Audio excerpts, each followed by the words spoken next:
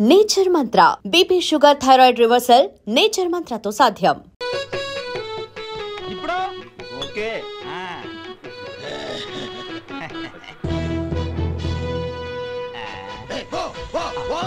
ఎన్నిసార్లు చెప్పాలి నీకు? ఒకసారి బుద్ధి లేదు. కడుపు గడ తిన్నావు, గడి తిన్నావా?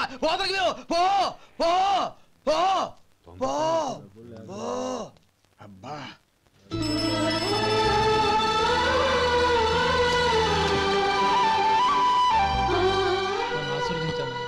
భగవంతుడు నిన్ను చల్లగా చూస్తాడు. ఏంట్రా విషయం? నాకు పోస్టింగ్ ఆర్డర్ వచ్చింది. అలాగా? మన ఊళ్ళోనే నన్ను ఎస్ఐగా అపాయింట్ చేశారు. చాలా సంతోషంరా.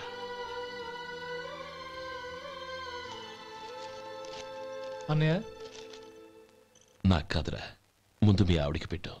ఇదంతా అమ్మాయి దృష్టం. నీకు ఉద్యోగం రావాలని ఎన్ని నోములు నోచిందో, ఎందరు దేవుళ్లకు మొక్కిందో.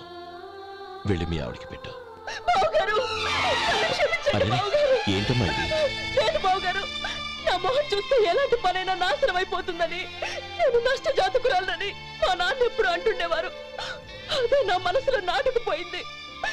ఆ రోజు మీరు కుంకుమ భరిని అడిగినప్పుడు శుభమా అంటూ పెళ్లి చేసుకోబోయే ఆ పిల్లకి నా చేతులతో కుంకుమ ఇచ్చానంటే ఎక్కడ శుభం జరుగుతుందోనని భయపడ్డానండి. అందుకేనండి మీరు బయటికి వెళ్తూ గొడుగు అడిగినా ఇవ్వకపోవడం, ఎవరు రాకపోవడం. అంతేగాని నా బతుకులో వెలుగు నింపిన మిమ్మల్ని అవమానించేంత దుర్మార్గురాలి కాదండి. ఏంటమ్మా ఇది? చిన్నపిల్లల లేదండి, నాకు అదృష్టం ఉందని, నా పూజకు ఓ విలువ ఉందని మొట్టమొదటిసారి అందు మీరే. ఈ క్షణమే నా ప్రాణాలు పోయినా పర్వాలేదు బావుగారు. ఆ ఒక్క మాట చాలు. ఊరుకో. మంచి చెట్లకు మనుషులే కారణమైతే ఇక గుళ్ళెందుకు, దేవుళ్ళెందుకు? పిల్లెదురొస్తే అశుభమని, నక్కతోక తొక్కితే శుభమని అంటారు. అలా అయితే అందరూ ఇళ్లలో నక్కల్నే పెంచుకోవచ్చుగా. అలా ఎందుకు చేయరు? మంచి చెడు అన్నది మనుషుల మనసుల్లో ఉంటుందమ్మా, ఆశీర్వదించే చేతుల్లో కాదు. ఇక మీదట నేనెప్పుడూ నీ కళ్ళలో నీళ్లు చూడకూడదు, సరేనా? రే, అమ్మాయికి తీపి తినిపించు.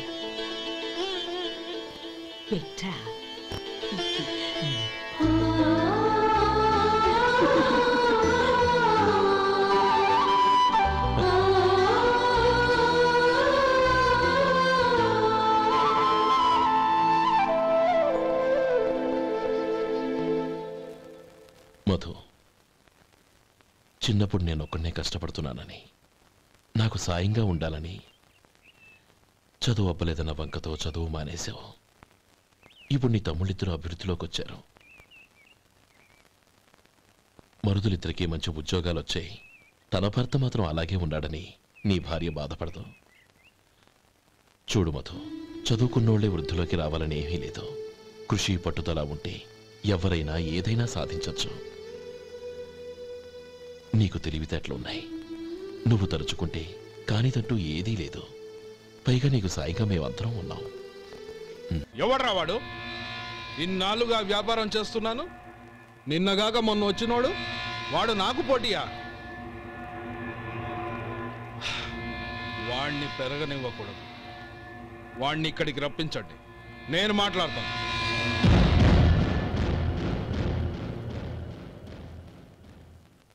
నమస్కారం అండి. రమ్మన్నారంట? నీ పచ్చళ్ళ కంపెనీ మూసేయాలి. నీకెంత కావాలి? 5 లక్షలు ఇస్తాను. చాలా? 5 లక్షలు కాదు, 50 లక్షలు ఇచ్చినా నా కంపెనీ మూయడం జరగదు. బాగా ఆలోచించుకొని చెప్పు. ఈ వ్యాపారంలో పుట్టి పెరిగినోడ్ని, నాతో పోటీ పడకు. నా చేతి కింద 6,000 మంది పనిచేస్తున్నారు.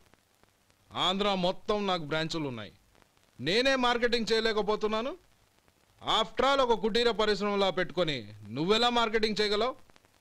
6,000 మంది వర్కర్స్ని పెట్టుకుని ఆంధ్ర మొత్తం బ్రాంచీలున్న మీరే నా కంపెనీ చూసి భయపడుతున్నారంటే నా సరుకులో నాణ్యత ఉందనేగా. ఆ నాణ్యత ఉన్నంత వరకు నాకెవరూ పోటీ కాదు.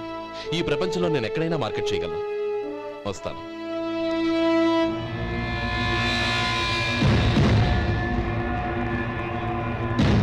ఇక్కడ ఏం లేదండి. ఇక్కడ ఏం లేదండి. ఇప్పుడు ఊపిరి పీల్చి బిగ్బట్టు, నెమ్మదిగా వదిలి. ఓకే, లే, నెమ్మదిగా ఇలా వచ్చి కూర్చో.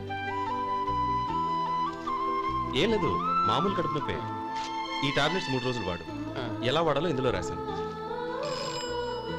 Token number 29. ఏమన్నారయ్యా? టౌన్ డాక్టర్ భయపెట్టేశాడు, ఆపరేషన్ అది ఇదని. కానీ ఈ డాక్టర్ బాబు ఏమీ లేదని చెప్పాడు. అలాగా? ఈ బాబు 10 కాలాల పాటు చల్లగా ఉండాల.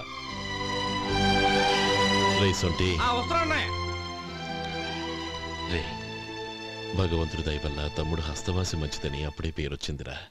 తమ్ముడిని దగ్గరుండి జాగ్రత్తగా చూసుకో. పని హడావుల్లో పడి వేళకు భోంచేయడము. అబ్బే అదే లేదన్నయ్య. 1 గంట గల పేషెంట్ కట్టు, భోజనం పెట్టు. అది అలా జాగ్రత్తగా చూసుకో. నేను చూసుకుంటాను కదన్నయ్య, నువ్వు వెళ్ళు.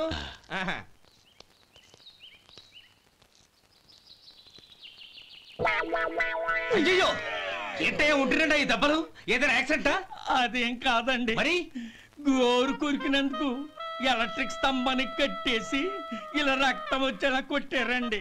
ఊరు కురికినందుకు ఎలక్ట్రిక్ స్తంభాన్ని కట్టేసి ఇంతలా కొడతారా? వాళ్ళు అసలు మనుషులా, రాక్షసులా? చాలా థ్యాంక్స్ అండి. కనీసం మీరైనా అర్థం చేసుకున్నారు. వాళ్ళు అర్థం చేసుకోలేదండి.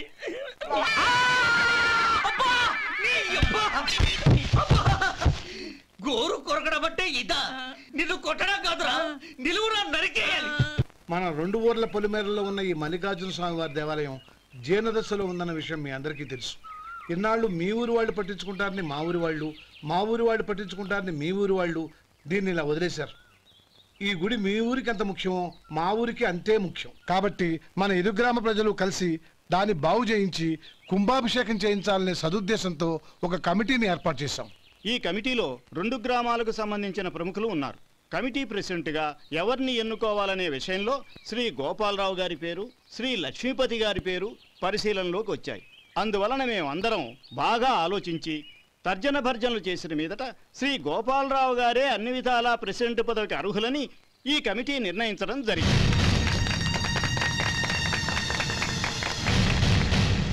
అంచేత ఈ ఉభయ గ్రామ ప్రజలు శ్రీ గోపాలరావు గారికి ఉదారంగా విరాళాలు అందజేసి ఈ శుభకార్యాన్ని జయప్రదం చేయవలసిందిగా కోరుతున్నాం. ఏంటి ఇంకా రాలేదా? ఏంటయ్యా, టైం 10 అవుతోంది. బోర్డు మీద 10 గంటలను రాసింది. మీ డాక్టర్ ఇంకా రాలేదు. అసలు మీ డాక్టర్ కి టైం సెన్స్, పంక్చువాలిటీ ఏమైనా ఉన్నాయా? ఇంతకీ మీరెవరండి? నేను డాక్టర్ అమ్మని. ఓహో, మీరు డాక్టరేనా? డాక్టర్ అంటే డాక్టర్ని కాదయ్యా, డాక్టర్ని చేసుకోబోయేదానని అర్థం. ఓహో, అవును, నువ్వెవరు? నేను ఇక్కడ టోకన్ ఇస్తూ ఉంటానులేండి. తప్పుకో, తప్పుకోవయ్యా. అవును, మీ డాక్టర్ కి ఎవరో అన్నయ్య ఉన్నాడంట కదా, ఎలాంటోడు? ఎలాంటోడంటే అదేనయ్యా, చాలా కోపిస్తని విన్నాను. ఎందుకని అడుగుతున్నారు? ఎందుకంటావేంటయ్యా? ఆ అన్నయ్య మాట వినగానే మీ డాక్టర్ గడగడా ఉణిగిపోతాడు. అసలు డాక్టర్ చదివే తమ్ముణ్ణి అలా భయపెట్టచ్చా? తప్పు కదా? తప్పేనండి. కాని కాని నాకు మీ డాక్టర్కి పెళ్ళవని ఆ అన్నయ్య సంగతి అప్పుడు చెప్తాను. ఏం చేస్తారండి? ఏం చేస్తానా, సంవత్సరం తిరగకుండానే కవల పిల్లల్ని కని వాళ్ళ అన్నయ్య చేతిలో పెడతాను. వాళ్ళకి 5 సంవత్సరాలు వచ్చేసరికి ఆయన్ని బాగా మొట్టికెళ్ళేస్తారు. అలా నా కసి తీర్చుకుంటాను. ఈ డాక్టర్ ఎప్పుడు వస్తాడో ఏంటో. అది సర్లే కాని నువ్వు పని చేయి. మీ డాక్టర్ రాగానే నేను వచ్చి వెళ్ళానని చెప్పు. నేను అంటే ఓ, నా పేరు చెప్పలేదు కదా, నందిని. ఏం చెప్తావు? అదేనండి, నందిని గారు వచ్చి వెళ్ళారు అని చెప్తాను. గుడ్, పైకొస్తావు.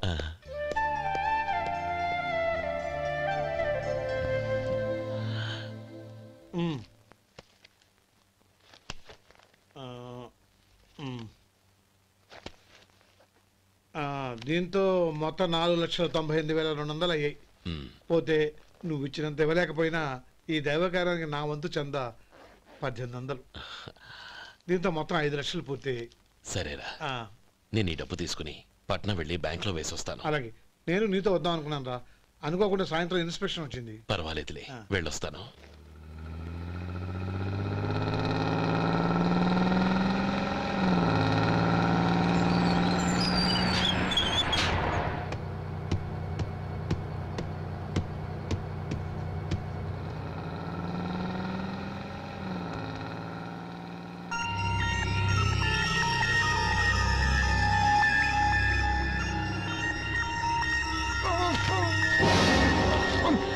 మూర్చ మూర్చ బసాపండి బసాపండి. ఇదిగోండి తాళం చేతులు పూర్తి. ఈ తాళాలు చేతిలో పెట్టండి. వీటి వల్ల ప్రయోజనం లేదు. నాలుగు ఖర్చుకోకుండా పళ్ళ మధ్య పెట్టడానికి గట్టిగా ఏదైనా ఉంటే ఇవ్వండి. ఇదిగో ఇది చూడండి.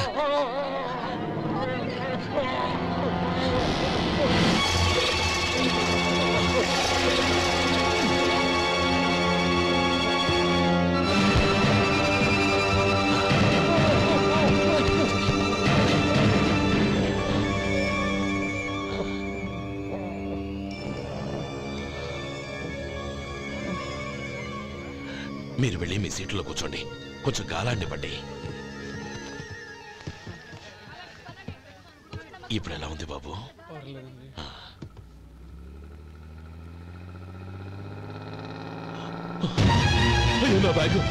నా బ్యాగ్ ఎవరైనా చూసారా? అందులో 5 లక్షలు ఉన్నాయి. నా బ్యాగ్ వెంటనే బస్తాపండి. ఎవరిని కింద దిగవద్దు. అందరినీ చెక్ చేయండి. నా అంచనా తప్పు కాలేదు. వాడి మంచితనమే వాడిని దెబ్బకొట్టింది. మన వాళ్ళని పంపించి గుడి తాలూకు డబ్బు కొట్టేశాడని పోలీస్ కంప్లైంట్ ఇవ్వండి. ఇప్పుడు ఆ స్టేషన్లో ఎస్ఐ వాడి తమ్ముడే. వాడే వెళ్ళి వాడి అన్నయ్యని అరెస్ట్ చేసి వీధుల్లో నడిపించుకు తీసుకురావాలి. అది నేను కళ్ళారా చూడాలి, మనసారా సంతోషించాలి.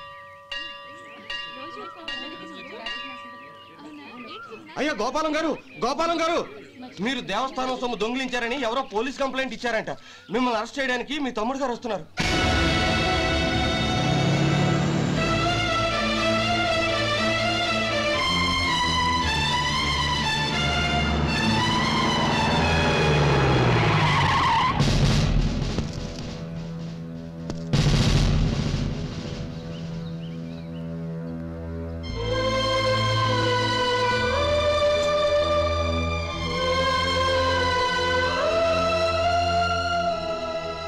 చూడు గోపి, ఎప్పుడు నువ్వు ఉద్యోగంలో చేరావో అప్పుడే తనా పరానే తేడా మర్చిపోవాలి. నేరం చేసిన వాడు నీ తమ్ముడైనా అన్నైనా సరే శిక్షించాల్సిన బాధ్యత నీది. అదే నువ్వు నీ ఉద్యోగానికి ఇచ్చే గౌరవం.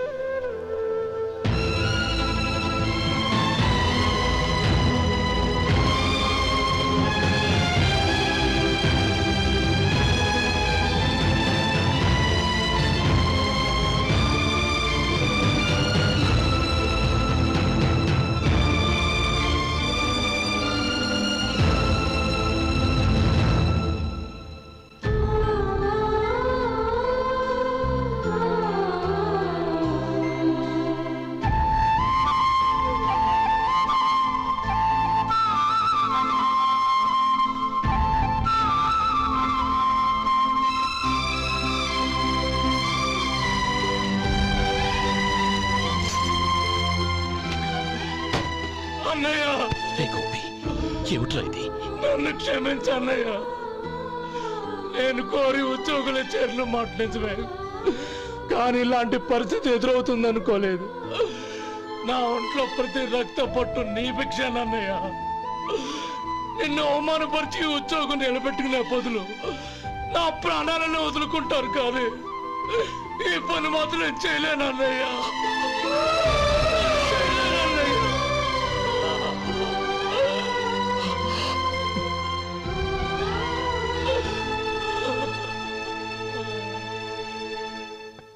ఏరా, ఇన్నేళ్లు కష్టపడి సంపాదించిన ఉద్యోగానికి రాజీనామా చేస్తావా? కనీసం నీ పెళ్ళాం ఏమనుకుంటుందోనని ఆలోచించావా? ఇందులో అనుకోవడానికి ఏముంది మామగారు? ఎండనక వాననక కష్టపడి ఓ తండ్రి కంటే ఎక్కువగా ఈయన్ని పెంచి పెద్ద చేశారు బావగారు. అలాంటి దేవుణ్ణి అరెస్ట్ చేసే ఆ ఉద్యోగం ఈయనకు అవసరం లేదు. బాగుంది. అన్నకు తగ్గ తమ్ముడు, తమ్ముడికి తగ్గ పెళ్ళాం. సరే, మీ ఇష్టం. నానమ్మ, అన్నయ్యడి. నమస్కారం అండి. ఓ నువ్వా? రా కూర్చో. పర్వాలేదండి. ఏంటి ఇలా వచ్చావు? ఆ రోజు నా కంపెనీని మూసేయమన్నారు. ఇప్పుడు నేను మూసేయడానికి సిద్ధంగా ఉన్నాను. దానికి ప్రతిఫలంగా నాకు 5 లక్షలు కావాలి. అలాగే, నీకు కావాల్సిన 5 లక్షలు నేను ఇస్తాను. చాలా థ్యాంక్స్ అండి. కానీ మీరు మీ కంపెనీని మూసేయక్కర్లేదు. సార్? అవును మిస్టర్ మధు, మీ అన్నగారికి జరిగిన అన్యాయం గురించి తెలుసుకున్నాను. మీ కుటుంబం గురించి కూడా విన్నాను. సహజంగా అందరూ ఐకమత్యానికి ఉదాహరణ రామలక్ష్మణులు అంటారు. కానీ ఆ రామలక్ష్మణులు ఎలా ఉంటారనేది పుస్తకాల్లో చదవడం తప్ప ఎవ్వరూ చూడలేదు. మీ అన్నదమ్ములను చూస్తే ఆ రామలక్ష్మణులు ఇలాగే ఉండేవారేమో అనిపిస్తుంది. అలాంటి కుటుంబానికి ఇలాంటి ఇబ్బంది రావడం నిజంగా దురదృష్టం. రామునికి హనుమంతుల్లా కాకపోయినా ఏదో ఉడతాభక్తిగా నా వల్ల వీలైన సహాయం ఈ 5 లక్షలు తీసుకో. మీ కంపెనీ పేరు మీదే అన్ని సరుకులు తయారు చేయండి.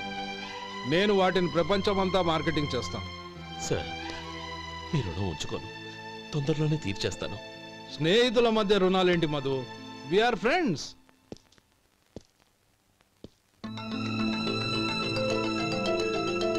ఏంటే అక్కడ ఆగిపోయావు? రా. నువ్వు మీ అన్నయ్యని అరెస్ట్ చేయడానికి అట్టెళ్ళావు, ఆయన లొంగిపోవడానికి ఇటు వచ్చారు. అవును, యూనిఫామ్ చేత్తో పట్టుకొచ్చావేంటి? సార్, నేను రే, ఈ మాత్రం దానికే బెదిరిపోయి ఉద్యోగం వదులుకుంటావా? నువ్వు ఇలాంటివి ఎన్నో సమర్థవంతంగా ఎదుర్కోవాలి. నిన్ను నేను ఎస్పీగా చూడాలి. అది కాదన్నయ్య. ఇంకేం మాట్లాడకు. ఇన్స్పెక్టర్ గారు, నన్ను లాకప్లో పెట్టండి. ఆగండి సార్, ఆ డబ్బు ఎక్కడికి పోలేదు, నేనే తీసి జాగ్రత్త చేశాను. ఈ విషయం అన్నయ్యకి తెలియక బ్యాగులో డబ్బు కనబడకపోవడంతో అది పోయిందనుకున్నాడు. నే పట్నం నుంచి వచ్చేసరికి జరిగిన గొడవంతా తెలిసిందే. రే మధు, జరిగిన దానికి నన్ను క్షమించనయ్యా. ఇంటికి వెళ్ళాక అన్ని వివరంగా చెప్తాను. సార్, ఇదిగోండి 5 లక్షలు. ఇది కమిటీ వాళ్ళకి అప్పగించి ఈ కేసు కొట్టేయండి సార్. భలే వాడివయ్యా, తీసినప్పుడు ఒక మాట ఆయనతో చెప్పుండొచ్చుగా. అనవసరంగా పెద్ద ఆయన స్టేషన్ వరకు రప్పించావు. Sorry sir.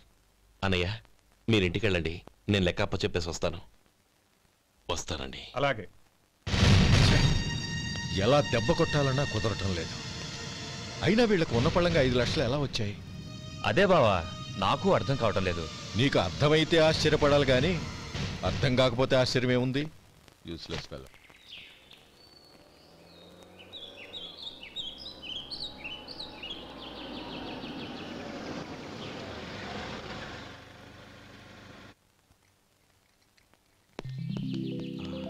నువ్వు ఇక్కడే ఉండు. అన్నయ్య మూడు ఎలా ఉందో చూసి నేను లోపలికి తీసుకెళ్తాను. ఓకే? అలాగే.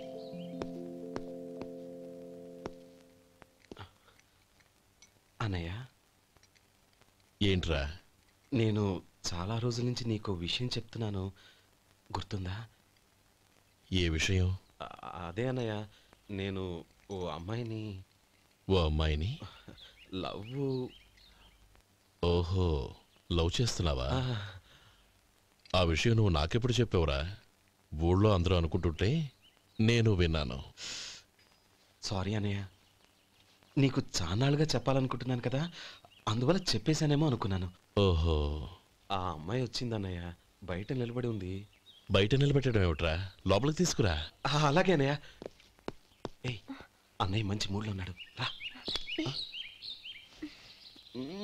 కమ్.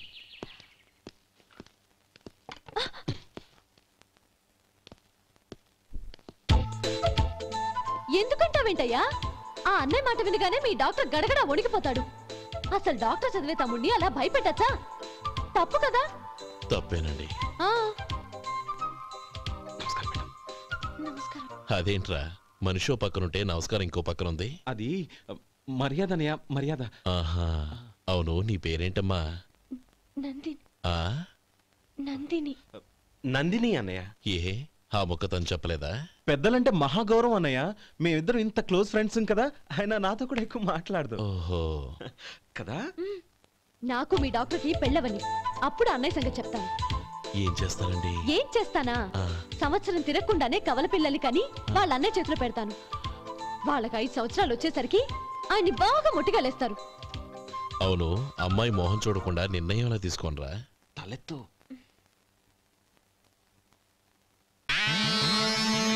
ఏం చెప్తా? అదేనండి, నందిని గారు వచ్చి వెళ్ళారని చెప్తాను. గుడ్, పైకి వస్తావు. ఈయన మీ అన్నయ్య? అవును. నందిని, ఏమైంది? ఎందుకు ఏడుస్తున్నావు? ఈయన మీ అన్నయ్యని తెలియక తెలియక హాస్పిటల్ దగ్గర మర్యాద లేకుండా దురుసుగా మాట్లాడాను. ఆయన పెళ్లి ఒప్పుకోరు. అలాంటి చిన్న చిన్న విషయాల్ని మా అన్నయ్య పట్టించుకోడు. అయినా నేను కన్విన్స్ చేస్తాను కదా. ఆయనకంత అవమానం జరిగాక ఎందుకు కన్విన్స్ అవుతారు? అవ్వరు. చూడు, నువ్వు వేరే పెళ్లి చేసుకొని నీకు పుట్టబోయే బిడ్డకు నా పేరు పెట్టుకో. ఏంటా మాటలు? నేనే నుయ్యగుయ్య చూసుకుంటాను. అదిగో ఆ చూపు చూడు, ఆ చూపు ఒకలా ఉంది. నందిని నా మాట విను ప్లీజ్. నందిని శేఖర్, ఆ అమ్మాయి చెప్పింది నిజమే. తనని ఎప్పుడైతే హాస్పిటల్ దగ్గర చూశానో అప్పుడే నేను నిర్ణయానికి వచ్చేసాను.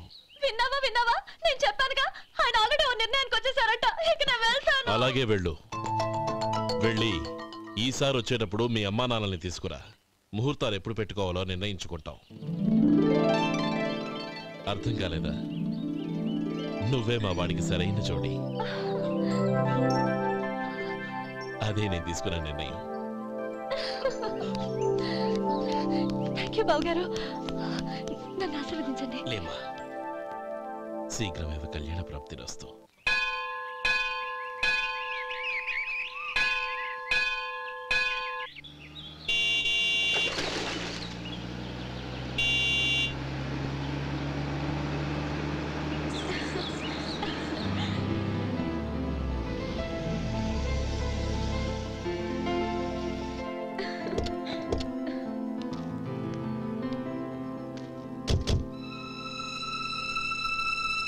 రామా,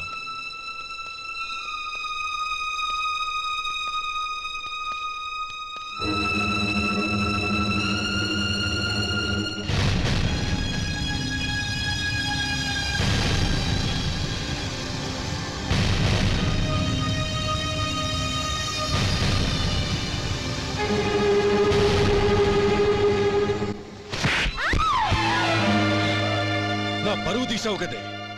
ఒక బెచ్చగాడిని నువ్వు కోరుకున్న వాడికి ఇచ్చి చేసేవాడిని. కానీ నువ్వు ఎవరిని ప్రేమించావో తెలుసా?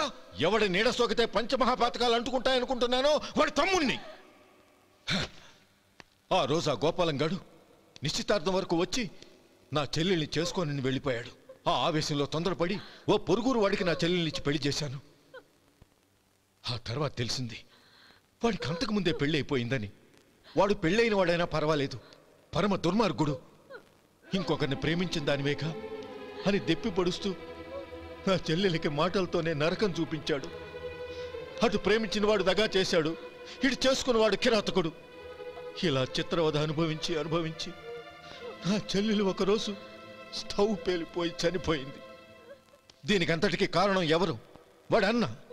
అటువంటి వాడింటికి కోడలుగా వెళ్తావా? ఒక్క మాట చెప్తున్నాను విను. నువ్వు జీవితాంతం పెళ్లి చేసుకోకుండా ఇంట్లో పడినా పర్వాలేదు, కానీ వాడి తమ్ముడితో మాత్రం నీ పెళ్లి జరగదు. రేయ్, పురోహితుని రమ్మని చెప్పు. వచ్చే ముహూర్తంలోనే నీకు నందినికి పెళ్లి.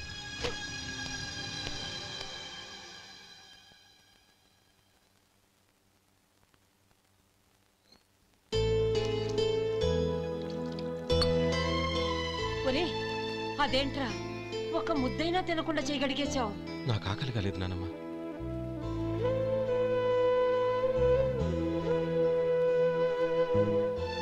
ఆ అమ్మాయి చాలా మంచిది, చదువుకున్న పిల్ల, మనందరికీ బాగా నచ్చింది. కానీ ఆ లక్ష్మీపతి గారి గురించి ఆలోచిస్తేనే నాకు భయం వేస్తోంది.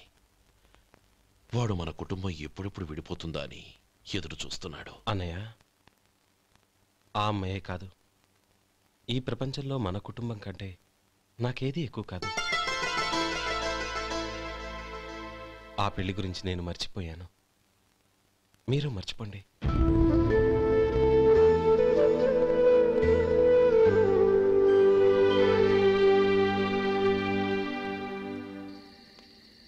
శేఖర్, నువ్వా? ఏంటి ఈ టైంలో వచ్చావు? నీతో ఓ విషయం మాట్లాడాలి. ఒకసారి బయటకు వస్తావా?